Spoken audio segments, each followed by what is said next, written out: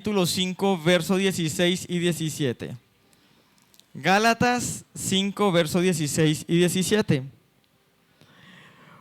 Por eso les digo, dejen que el Espíritu Santo los guíe en la vida. Entonces no se dejarán llevar por los impulsos de la naturaleza pecaminosa. La naturaleza pecaminosa desea hacer el mal, que es precisamente lo contrario que quiere hacer el Espíritu. Y el Espíritu nos da deseos que se oponen a lo que desea la naturaleza pecaminosa. Estas dos fuerzas luchan constantemente entre sí. Entonces ustedes no son libres para llevar a cabo sus buenas intenciones. Amén y amén.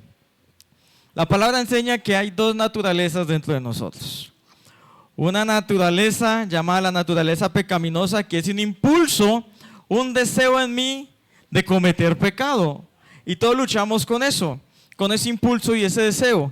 Pero también que dentro de mí hay un impulso, un deseo por las cosas del Espíritu Santo.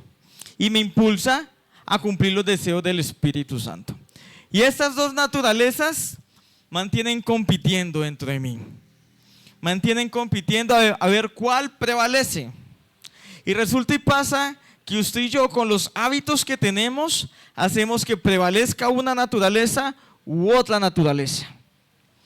Y entonces la clave está en desarrollar hábitos que fortalezcan la naturaleza del Espíritu. Porque si usted y yo desarrollamos esos hábitos, lo que es del Espíritu en nosotros va a prevalecer. Y si usted y yo fortalecemos nuestros espíritus, caminamos bajo cielos abiertos. ¿Sabe qué son cielos abiertos? Que las respuestas vienen. Que oramos y vemos la manifestación de Dios. Que las cosas nos pasan, acontecen. Que las situaciones cambian. Esos son cielos abiertos. Pero para que haya cielos abiertos hay que fortalecer el espíritu. Y el espíritu se fortalece con hábitos. Y vamos a hablar de unos hábitos rápidamente que usted y yo debemos practicar. ¿Y qué es un hábito? Un hábito es aquello que usted y yo practicamos con frecuencia, que es recurrente. Eso es un hábito. Se vuelve casi una disciplina. Todo lo que usted y yo hacemos frecuentemente, que hace parte de nuestra cotidianidad, eso es un hábito. Por ejemplo, ¿cuánto les gusta tomar tintico acá todos los días? Pero en estos días no ha tomado tintico porque está en ayuno, ¿cierto? Estos días estamos en ayuno. Pero tal vez usted tiene ese hábito, tomar tinto, y usted necesita tomar un tinto, y usted lo primero que hace es que usted va a la cocina, pone la greca y prepara el cafecito. Y tiene el hábito tal vez que después de almorzar el cafecito. Son hábitos. Y a veces tenemos hábitos muy buenos y hábitos muy malos, pero esos hábitos al fin y al cabo son los que terminan fortaleciendo esas naturalezas adentro de nosotros. Entonces la idea es formar los hábitos correctos. Lo que Dios desea es que usted y yo tengamos los hábitos indicados. Y quiero hablarle del primer hábito, y arranco por en el que estamos, el ayuno. ¿Cuál es el primer hábito que fortalece el espíritu? Diga fuerte, el ayuno. El ayuno es un hábito que fortalece. Estamos en 21 días. ¿Y cómo le fue esta primera semana de ayuno? Ya llevamos 7 días. Si usted no lo está haciendo, pues le animamos que se una, se vincule. Finalizamos el 1 de febrero. 21 días de ayuno. Y es un hábito que debemos hacer constantemente, porque hay personas que no solamente ayunan cuando el pastor convoca ayuno. Entonces, si yo convoqué ayuno ahora el 21 días, usted hace, listo, 21 días de ayuno. Y por allá finalizando año, yo hoy convoco otros 21 días, 40 días de ayuno, usted hace ayuno. Pero el resto de año, el ayuno está totalmente perdido. Pues el pastor no volvió a convocar ayuno. Y la cuestión no debe ser así. El ayuno tiene que ser un hábito. Tiene que ser parte de nuestra cotidianidad. Es más, usted y yo debemos animarnos a ayunar una vez por semana. Eso es bueno. Aún mírelo por la parte biológica. Su cuerpo y mi cuerpo es una máquina que está trabajando 24 horas todos los días. Su estómago todos los días está digiriendo alimentos. Sus intestinos, su páncreas, su hígado, todo está ahí, dele, trabajando, produciendo insulina para sintetizar, para hacer todo. Todo nuestro cuerpo está trabaje y que trabaje. Y cuando usted y yo ayunamos, permitimos que el cuerpo aún descanse. Pero no lo mire solamente por eso, mírelo por espiritualidad. El ayuno es una arma espiritual. El ayuno, cuando usted practica ayunos, está causando algo. Que todo lo que está en usted y en mí, que no le agrada a Dios, mengüe. Y todo lo de Dios crezca. Por eso, cuando usted ora en ayuno, sus oraciones son más efectivas. Y no es porque esté en ayuno, sencillamente porque usted está orando con fe. En el ayuno la fe crece, empieza a crecerle la fe. Entonces cuando usted ora, su oración va con mayor fe. Y usted dice, uy, a mí me gusta hacer oraciones en ayuno porque veo la respuesta. Pero no es el ayuno el que está produciendo la respuesta, es que usted está clamando con una fe diferente. Así que el ayuno es una herramienta espiritual, trae libertad, se rompen cadenas. Y acompáñeme a 1 Corintios 9:27, por favor. Mientras que yo tomo un poquito de agüita. 1 Corintios 9:27. Hoy a propósito, hoy a la salida no hay pan ni cafecito. Ya, agüita y harta. Yo si le da sed, allá ahí en la cocina, en la barra, hay agüita. Finalizando. Disciplino mi cuerpo como lo hace un atleta.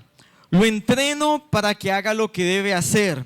De lo contrario, temo que después de predicarle a otros yo mismo quede descalificado. Mire, a veces nosotros entrenamos solamente el espíritu. Y entrenamos nuestro espíritu. Y está bien porque somos personas espirituales. Y entrenamos nuestro espíritu en oración. Entrenamos nuestro espíritu leyendo la palabra de Dios. Pero el apóstol Pablo está diciendo, yo disciplino mi cuerpo como lo hace un atleta. Yo entreno mi cuerpo como lo hace un atleta. Su cuerpo y mi cuerpo hay que disciplinarlo. Hay que someterlo. Como lo hace un atleta. ¿Qué hace un atleta? Se levantan temprano. 4 o 5 de la mañana ya están entrenando. El cuerpo quiere dormir, pero el atleta le dice, no señor. Cuerpo, nos vamos a entrenar. Ay, pero está haciendo frío, dice el cuerpo. Y el atleta dice, no, está haciendo frío, pero vamos a entrenar porque queremos ganar la medalla. Y el atleta entrena y termina a 8 de la mañana de entrenar, 9 de la mañana y se va a desayunar.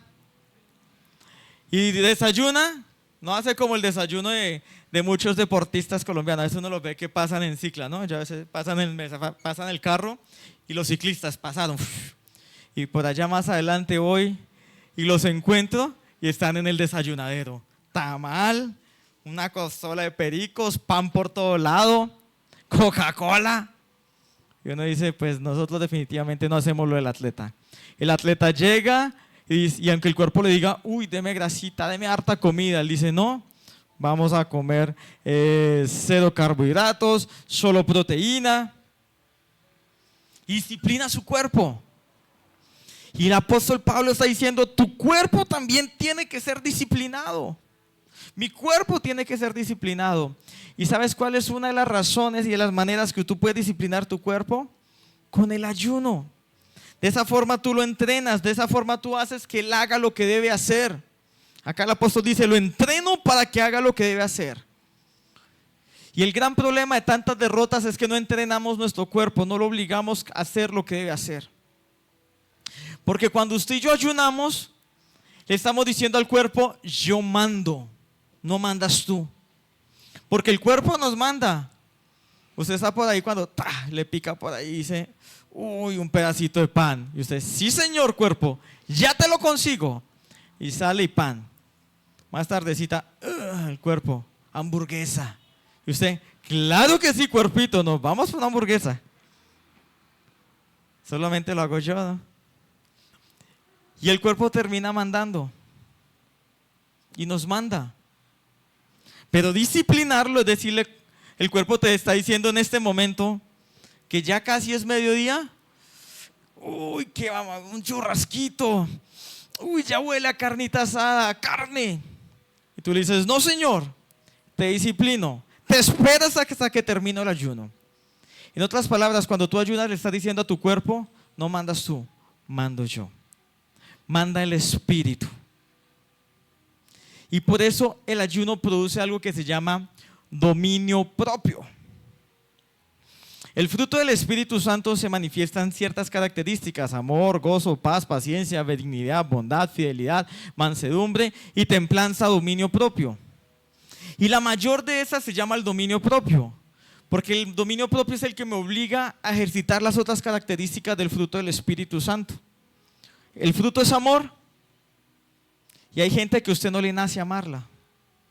Es más, hay gente que usted diría, uy, me la empujo un carro de pronto.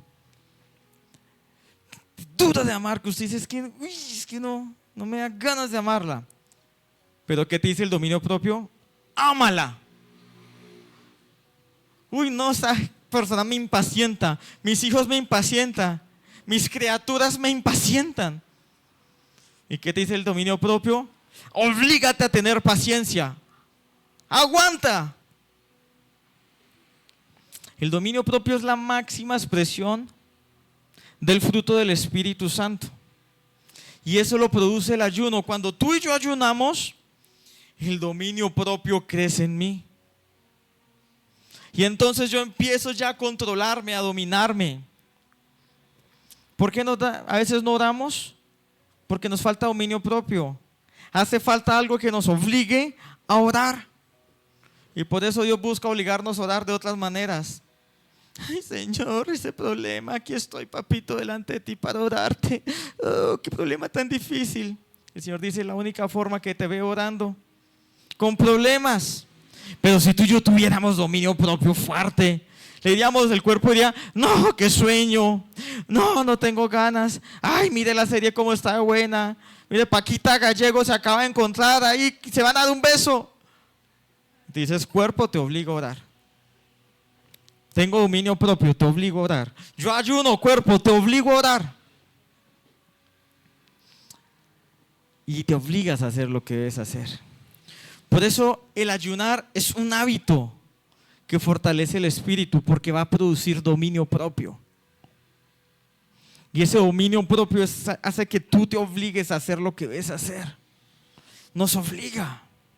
Necesitamos empezar a hacerlo, a tener dominio propio. Un pastor que conozco, él es muy bien gordito, demasiado gordito. Y no vive en este país. Y él una vez me contaba que fue a predicarle a una señora. Y le predicó. Y la señora le dijo, pastor, ¿sabe? Uy, todo lo que usted dice es tan cierto. Uy, es de verdad, pastor. Y esas palabras me tocaron el corazón. Ay, pero ¿sabe, pastor? Yo no le creo a ustedes. Y él quedó como que, ¿qué pasó? ¿Por qué? No le creo a ustedes, pastor. Porque ustedes hablan de dominio propio, pastor, y con todo respeto, mire cómo está gordito. Y él dice que le dijo, sí señora, agachó la cabeza y se fue muy avergonzado. Y él me contaba esa anécdota. Y él decía así, a nosotros nos falta mucho dominio propio. Y es que debemos ejercitarlo.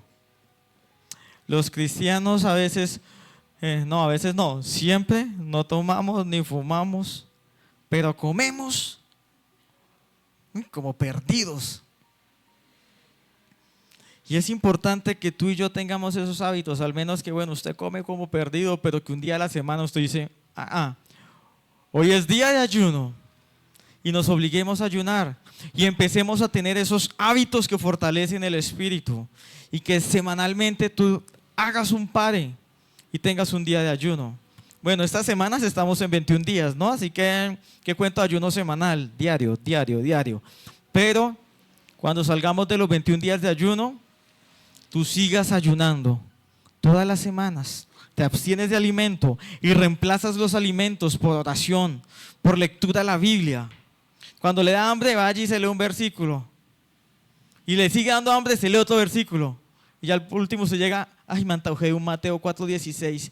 Y así, ese es el ayuno, reemplazar la comida por el alimento espiritual. Segundo hábito, orar temprano. ¿Cuál es el segundo hábito? Marcos 1:35.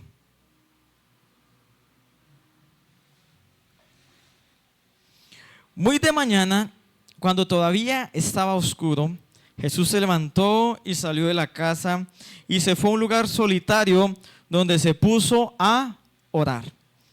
¿A qué horas oraba Jesús?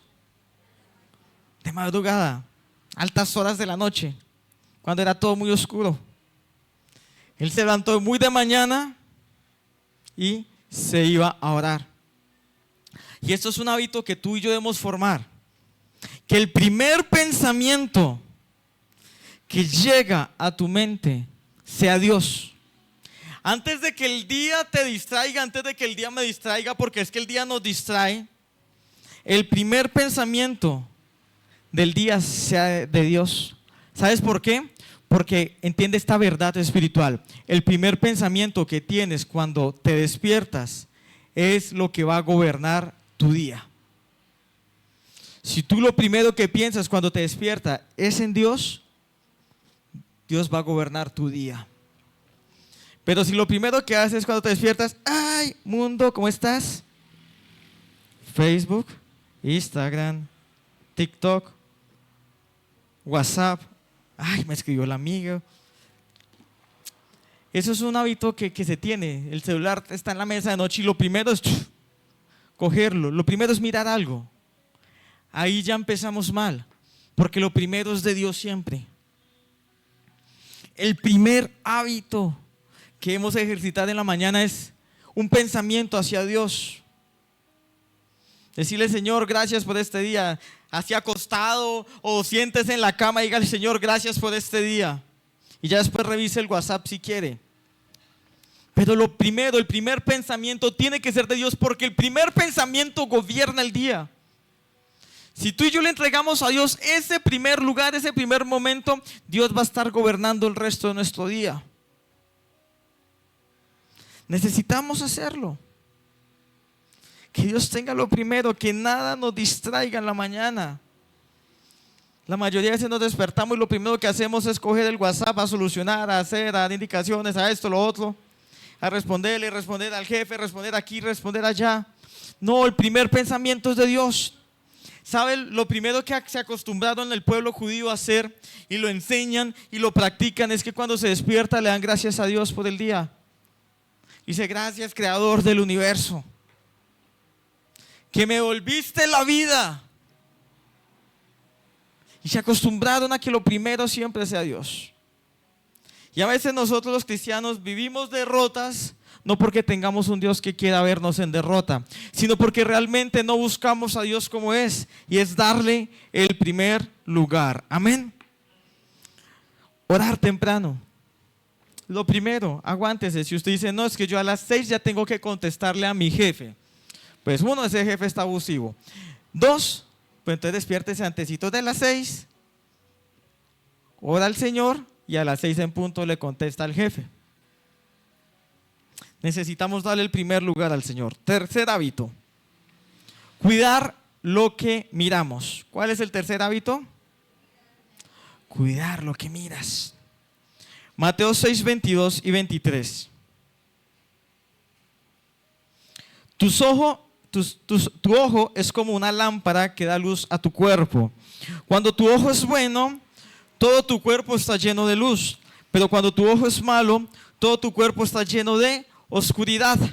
Y si la luz que crees tener en realidad es oscuridad, qué densa es esa oscuridad. Los ojos son las lámparas que dan luz al cuerpo.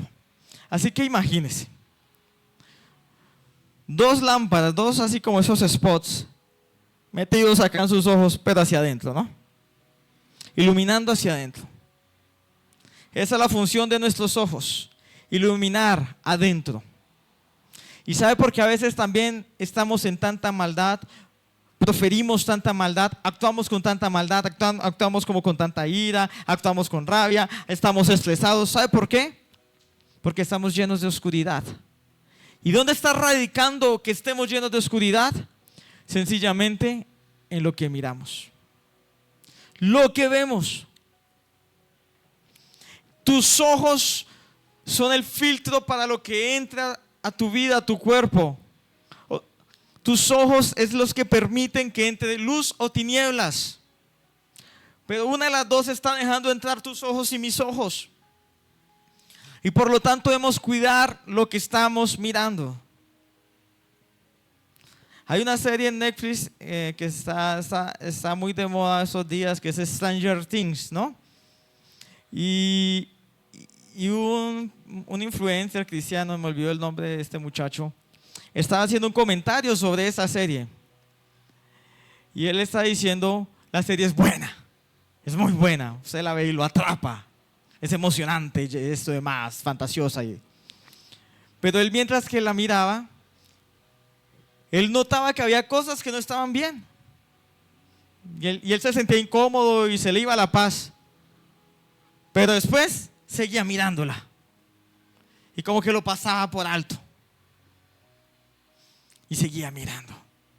Y hasta que el Señor le dijo, ¿tú te estás dando cuenta que eso que estás viendo no está bien? Esas imágenes que acaban de pasar y eso que están promocionando ahí no es correcto. Te está haciendo daño a ti. Y aún así persistes en verlo. Y él dijo que paró esa serie y dejó de verla. Y es que así somos. Y a través del celular, a través del computador, del televisor y a través de esta vida diaria nosotros estamos viendo constantemente. La cuestión es, ¿qué estamos viendo?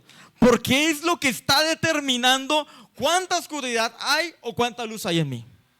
Si dices, yo no sé por qué estoy tan enojón estos días, tal vez porque a través de tus ojos dejaste entrar muchas cosas. Tal vez yo me he vuelto peleona. Está entrando acá por los ojos. Por eso uno no debe ver películas de terror. Por eso usted debe ser selectivo con lo que ve.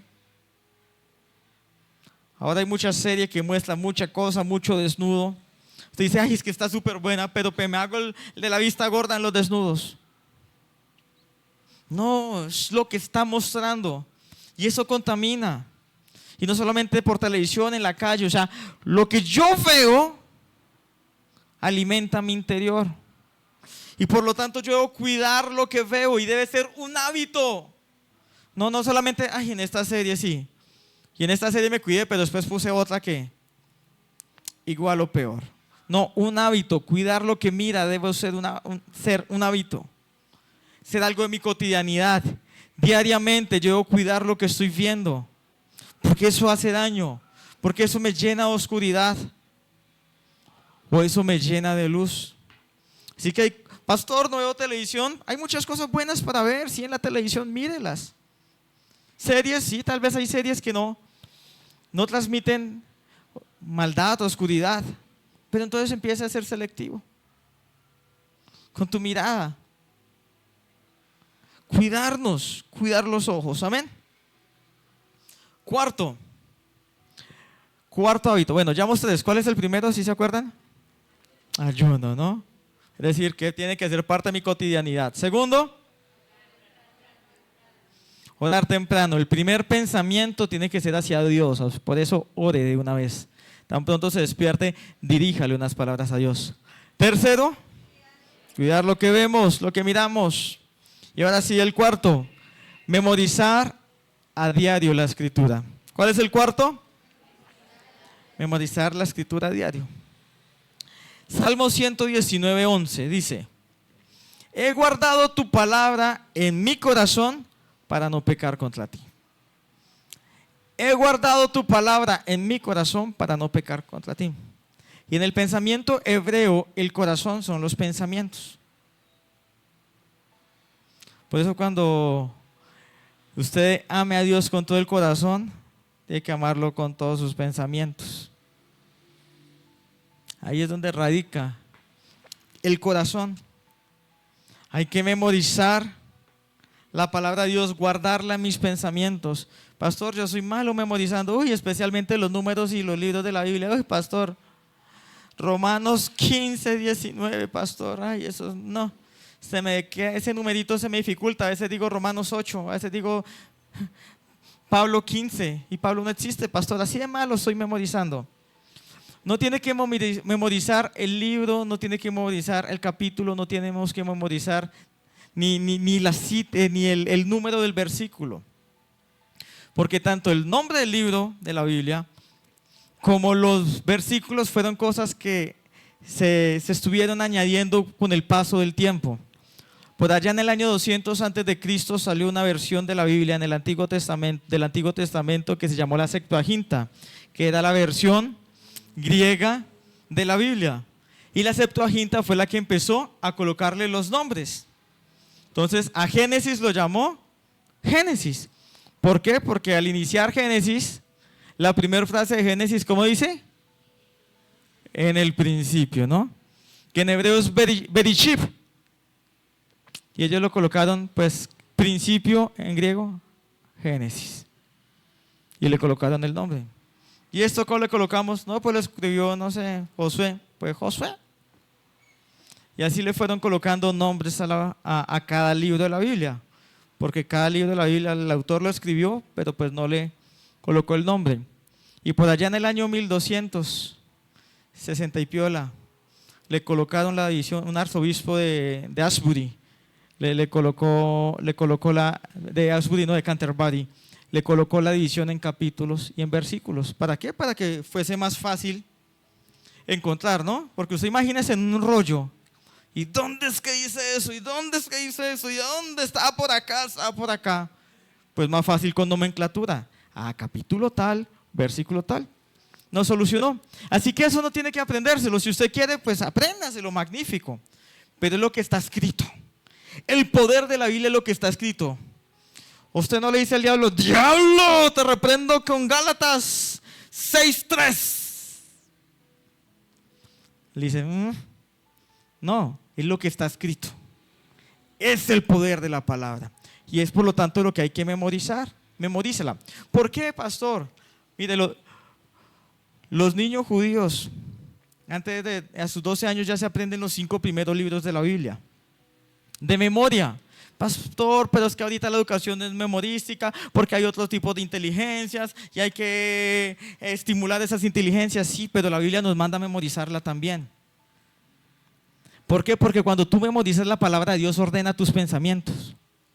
En tu mente y en mi mente hay estructuras de pensamiento. Estructuras de pensamiento de derrota. Cualquier problema y cualquier situación difícil, yo no puedo. Hay pensamientos, hay estructuras de inferioridad. Yo no soy capaz. Y hay una cantidad de estructuras en nuestra mente que se crearon con el paso de los tiempos o los traumas vividos. ¿Qué hace cuando tú memorizas la Biblia? Ordena. Empieza a ordenar.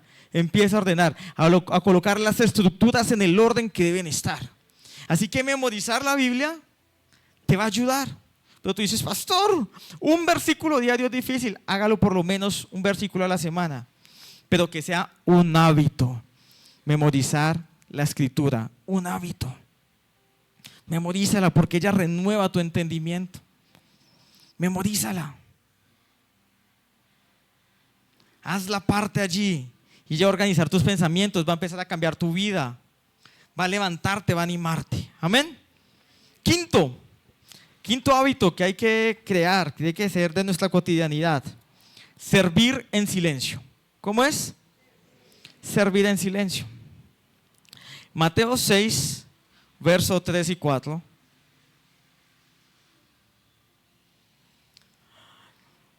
Pero cuando le des a alguien que pasa necesidad, no dejes que tu mano izquierda sepa lo que hace tu mano derecha. Da tu ayuda en privado y tu Padre, quien todo lo ve, te recompensará. Hay que aprender a servir en silencio. A veces nos pavoneamos de todo lo que hacemos, ¿no? Mostramos lo que hacemos como mostrando, mire lo que yo hago, cuán bueno, cuán grande, cuán especial. Especialmente en la pandemia, yo me acuerdo, ¿no?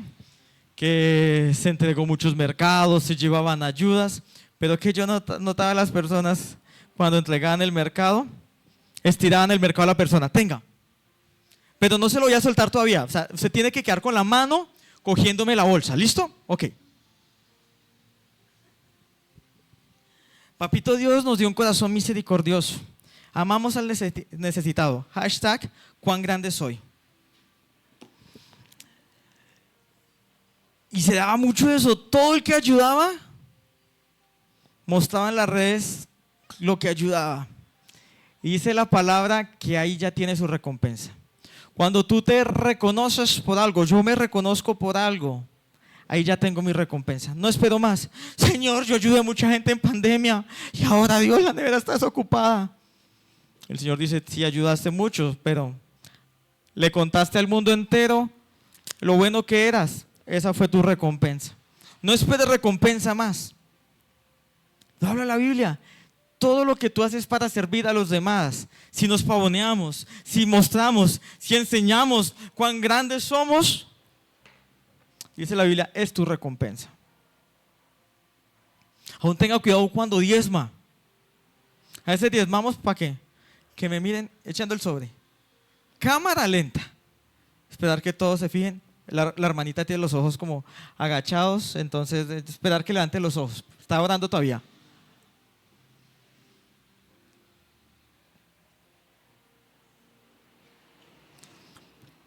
Y damos esperando que nos vean, nos reconozcan. No, ahí tiene la recompensa. Uno esperando, Señor, abre las ventanas de los cielos porque yo te diezmo. Y el Señor dice, tú diezmaste pavoneándote. Tú diezmaste para que te miren. Tú diezmas para que vean cuán especial, espiritual, comprometido eres. Tu recompensa. Diezmame a mí, dame a mí, entrégamelo a mí. Que me entere yo, dice el Señor. Por eso el Señor dice, da tu ayuda en privado. Y tu Padre, quien todo lo ve, te recompensará en público.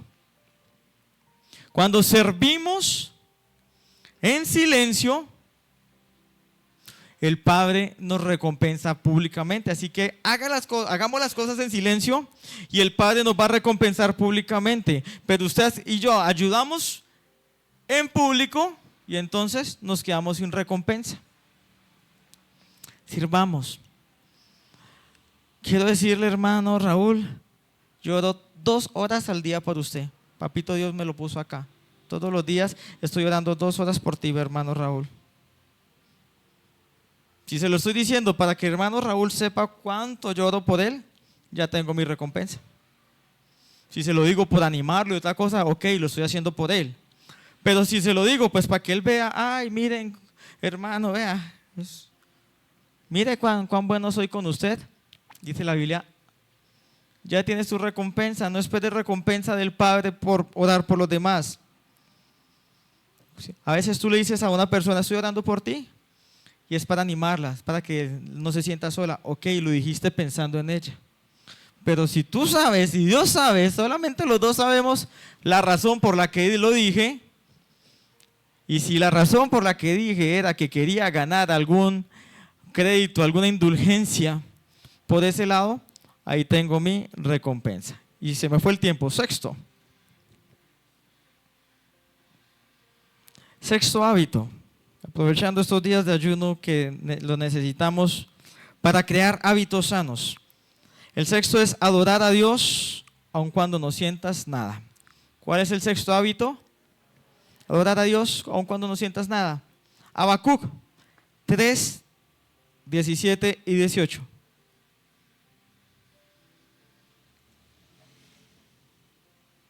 Aunque las higueras no florezcan y no haya uvas en las vides, aunque el cultivo del olivo no produzca y los campos queden vacíos y sin fruto, aunque los rebaños mueran en los campos y los establos estén vacíos, aún así me alegraré en el Señor y estaré gozoso en el Dios de mi salvación. Amén. Mira, ahí implícitamente en el calendario hebreo está mencionando varios productos que se cosechan en la tierra. Y habla de aunque las higueras no florezcan, eso se da en primavera, marzo, por ahí en marzo. Y en las vides no haya fruto. Eso se da por allá a mitad de año, julio, junio. Y los rebaños mueran en los campos. Las nevadas se dan, los tiempos fríos se van por allá, octubre, noviembre. Dice, con todo me alegraré en el Señor. ¿Qué está diciendo el profeta? Aunque tenga todo el año malo, re malo. De inicio a fin de año, malo, re malo. Aunque las cosas me vayan re mal, yo voy a adorar al Señor. Yo me voy a alegrar en el Señor. Miren, cuando tú adoras a Dios, aunque estés mal, cuando tú y yo creamos ese hábito de adorar a Dios en los peores momentos, cuando tú y yo adoramos a Dios en las sequías más duras, es la adoración más preciosa y más efectiva. Tú no te das cuenta, tú puedes salir de tu trabajo llorando, me trató tan mal ese señor. Y sales llorando, adora a Dios. Padre, pero tú eres mi cuidador, te alabo, te adoro porque eres el que me defiendes. Tú no me dejas solo, Señor. Todo el mundo en el trabajo está contra mí, pero tú estás conmigo, por eso te alabo y te adoro. Y usted con lágrimas así, mojando todo. Esa adoración toca completamente el corazón de Dios. Y esa adoración puede que usted no sienta nada, usted solamente siente lágrimas. Pero esa adoración causó algo en el mundo espiritual tan fuerte que en el tiempo postrero tú vas a ver respuestas y tú vas a decir, ve, me está yendo bien, me empezó a ir bien, empecé a ver estos milagros. Es que has aprendido a adorar en los peores tiempos. Porque a veces adoramos en el mejor tiempo.